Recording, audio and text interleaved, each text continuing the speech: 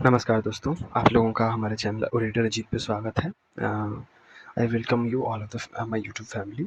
दोस्तों, देखिए अभी आज की जो वीडियो है वो काफ़ी थोड़ी-सी दुखद है और दर्दनाक हादसे से संबंधित है। ये कहानी है महाराष्ट्र के एक परिवार की, जिसमें फैमिली के 3 सदस्यों की एक साथ मौत हो गई, बस एक फ़ोन के चक्कर में, एक फ़ोन को लेकर के। छोटी-मोटी घर में विवाद हुआ था पिता-पुत्र में और उस चीज़ को लेकर के जो है विवाद आगे बढ़ गया और इसी लफड़े में जो है वो उन सब की मौत हो गई। आइए आज जानते हैं इस वीडियो में आखिर ऐसा क्या हुआ और क्या कारण था कि उन लोगों की मौत हो गई? कैसे मौत हुई? आखिर इस पे पुलिस क्या कर रही है? और हम इस कहानी से इस हादसे से हम क्या सीख सकते हैं? और हम अपने परिवार में, फैमिली में अपने बच्चों के साथ कैसे हमें व्यवहार करना है, उनको कैसे सँभाल के रखना है? इन सारी चीज़ों पे आज हम एक बार विस्तार से चर्चा करेंगे। आईफ़ोन की ईएमआई बनी विवाद की वजह। इसमें क्या हुआ कि ये कहानी है, ये हादसा जो हुआ था अभी 21 अगस्त का हादसा है, कुछ दिन पहले का ही है। और ये स्थान जो है, जो हादसा जहाँ हुआ था, ये छत्रपति संभाजी नगर में ही हुआ था, ये छत्रपति महाराष्ट्र मुंबई में। इसमें मोबाइल की वजह से एक परिवार के बीच में विवाद हुआ और ये जो है वो विवाद जो है वो काफ़ी एक दर्दनाक हादसे में बदल गया। पहले ये जानिए कि ये जो हादसा है वो कहाँ हुआ? ये हादसा जो है वो महाराष्ट्र के छत्रपति संभाजी नगर जिले में हुई थी और मामला जो है यह इस गाँव क्षेत्र से जुड़ा हुआ बताया गया है और रिपोर्ट की माने तो यह जो घटना स्थल है वो कोहड़िया डोंगर की पहाड़ी इलाका है, वहाँ पे ये कहानी बताया गया है और ये पुलिस स्टेशन जो है वो वलूज़ एमआईडीसी पुलिस स्टेशन क्षेत्र में आता है। ये संभाजी नगर है और यहीं पे जो है वो ये हादसा जो है वो हुआ था 21 तारीख को। विवाद की शुरुआत आखिर कैसे हुई? तो ऐसा बताया जा रहा है कि जो लड़का था, तो उसने एक आईफ़ोन खरीदा था और उसकी ईएमआई चुकाने में वो उसको परेशानी हो रही थी। तो वो परेशानी हो रही थी, ईएमआई नहीं चुका पा रहा था। उसने ये जो बात है वो अपने पिता से कही, परिवार से अपनी मदद माँगा और जैसे ही परिवार में थोड़ा-सा इस बात को लेकर के बहस हुई होगी पिता के साथ और फिर ये विवाद जो है वो थोड़ा-सा बढ़ गया होगा। तो इसी में जो है वो कुणाल जो ने क्या किया, घर से बाहर निकल कर के वो पहाड़ी की ओर चला गया, अपने परिवार से दूर होकर के। इतने में फिर उसके बाद जो है वो अब पहाड़ी पे क्या हुआ, तो पहाड़ी पे लगभग जो है वो लड़का जो है वो बिल्कुल जहाँ से आप देख सकते हो, इस तरीके से जो है वो बिल्कुल कोने में जहाँ से एकदम गिर सकते हैं, यहाँ पर आकर के ये लड़का खड़ा हो गया। यहाँ पे काफ़ी भीड़ जमा हो गई, बहुत सारे इकट्ठे हो गए लोग, परिवार के लोग कुणाल को पीछे से पहाड़ी तक पहुँचे पीछे-पीछे ताकि वो उसको बचाया जा सके, लेकिन वो तब तक पहले पहुँच चुका था। वहाँ पे कुछ स्थानीय लोग जो पर्यटक लोग थे, वहाँ पर वो भी जमा होने लगे धीरे-धीरे, पुलिस भी मौके पर पहुँच गई। फायर ब्रिगेड भी वहाँ पे बताया जा रहा है कि पहुँची थी बचाव करने की कोशिश करने के लिए। बहुत देर तक लोगों ने समझाया, उसको वापस लाने की कोशिश की, लेकिन जो है वो लड़का नहीं माना और फिर अंत में जो है वो पिता को ही जाना पड़ा और उसको पहाड़ी से उस तरफ खींचने की कोशिश करी ताकि वो उसको बचाया जा सके। लेकिन उस लड़के ने क्या किया, अपने पिता का हाथ पकड़ लिया और शायद दोनों का जो है वो बैलेंस बिगड़ गया और इतने में क्या हुआ, दोनों जो है वो एक साथ पहाड़ के नीचे, खाई के नीचे गिर पड़े। उनके पिता का जो नाम था वो मुरलीधर चंद गुड़े था, उनकी उम्र लगभग 48 वर्ष थी और जो लड़का था वो कुणाल चंद गुड़े था, उनकी जो उम्र है उसकी 18 से 19 साल बताई जा रही है। साथ में ही माँ को काफ़ी सदमा लगा और ये दृश्य उनकी आँखों के सामने हुआ था, तो वो सह नहीं पाई और थोड़ी देर बाद ही वो भी जो है वो पहाड़ी से नीचे कूद करके उन्होंने अपनी जान गँवा दिया। और घटना के बाद जो है पोस्टमार्टम के लिए उनका शरीर जो है वो भेजा गया है। रेफ़रेंस के लिए है कुणाल चंद गुड़े और उसके पिता 48 वर्ष और उसकी माता जो है वो।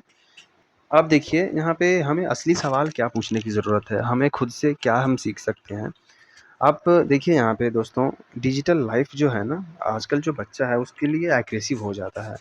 आपने कई बार और भी बहुत सारे हादसे के बारे में सुना होगा आपने, कि बच्चे जो है वो फ़ोन के चक्कर में जो है वो अपनी लाइफ़ तक को, अपने खाना तक को छोड़ देते हैं, इतना ज़्यादा एडिक्शन हो गया है।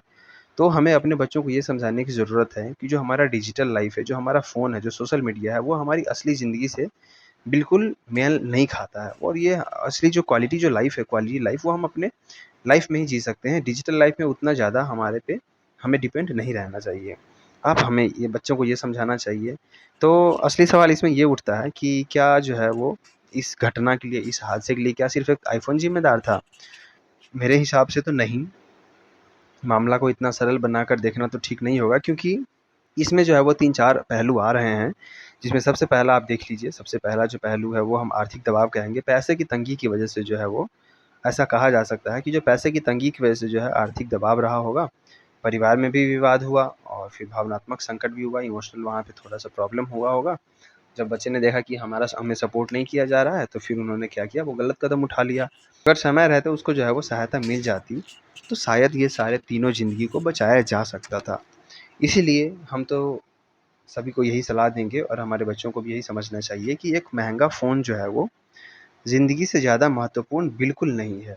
हमें अपने डिजिटलाइज़ेशन को इतना ज़्यादा महत्व नहीं देना है कि हम अपनी ज़िंदगी को गँवा बैठें, है ना? तो इस घटना से बहुत कुछ सीखने को मिलता है। हर तरह के परिवार होते हैं, लेकिन ऐसा है कि बच्चों की माँग जो है वो पूरी नहीं कर पाना गलत नहीं है, लेकिन उनको प्यार से समझाना, उस स्थिति को गंभीरतापूर्वक, तनाव पूर्वक ना ले जाते हुए उसको शांति से सुलझाने के लिए और बातचीत कर के हम उसको अगर सुलझाते हैं, तो ये ज़्यादा असरदार होता है और इससे हम कभी भी किसी गलत रास्ते पे, गलत डिसीज़न पे नहीं पहुँचेंगे। तो ये हमें हमारे पेरेंट्स को करना चाहिए और जो हमारे यंगस्टर्स हैं, उनको ये चाहिए, उनको भी समझने की ज़रूरत है कि पैसे, मोबाइल या परिवार से जुड़ी कोई समस्या बहुत बड़ी लग रही हो, तो अकेले कभी भी फ़ैसला नहीं लेना चाहिए। हमें मिल-जुल करके अपनी फ़ैमिली से, अपने बड़ों से, अपने मम्मी-पापा से, अपने फ़ैमिली मेंबर से बात करनी चाहिए और उसको साथ में मिल कर के सॉर्ट आउट करना चाहिए। एक फ़ोन की कीमत ज़िंदगी से ज़्यादा नहीं हो सकती। अंत में तो मैं सभी लोगों से, जो भी आप हम अभी अगर आप देख रहे हैं वीडियो, तो मैं सबसे यही कहूँगा कि जो महाराष्ट्र की ये जो घटना है, हमें ये याद दिलाती है कि अगर आर्थिक दबाव और पारिवारिक विवाद को समय रहते अगर हम बातचीत के साथ सुलझा लेते हैं, सँभाल लेते हैं, तो कभी भी ऐसी स्थिति नहीं आएगी। और अगर कोई भी व्यक्ति, कोई भी हमारे फैमिली मेंबर अगर कोई भी प्रॉब्लम में है, अगर कोई संकट में है, तो हमें उनको कभी भी अकेला नहीं छोड़ना है और हमेशा किसी न बड़े व्यक्ति से सलाह लेना चाहिए। तुरंत उसको हमें शेयर करना चाहिए अपने बड़ों से और ज़रूरत पड़े तो हमें कोई इमरजेंसी हेल्प भी लेना चाहिए। अगर अपनी फैमिली है या फिर अगर मान लीजिए हमारे स्थिति हमारे हाथों से बाहर की चीज़ें हैं, तो हमें पुलिस से हेल्प लेनी चाहिए या फिर जो भी हमें आपातकालीन स्थिति में जो सहायता मिल सकती है, हमें उसकी मदद लेनी चाहिए। इसीलिए एक मोबाइल जो है वो दोबारा तो खरीदा जा सकता है ना? लेकिन एक ज़िंदगी जो है वो कभी भी वापस नहीं ली जा सकती है। ये काफ़ी दर्दनाक हादसा है, बहुत दुःख है, भगवान उनकी आत्मा को शांति दे। लेकिन हमें भी ये सब समझने की ज़रूरत है कि हमें अपने आप को इन सब चीज़ों से बचा कर के रखना है और फैमिली में जो है वो प्यार से और सब चीज़ों को बातचीत से सँभाल करके हल करने की ज़रूरत है।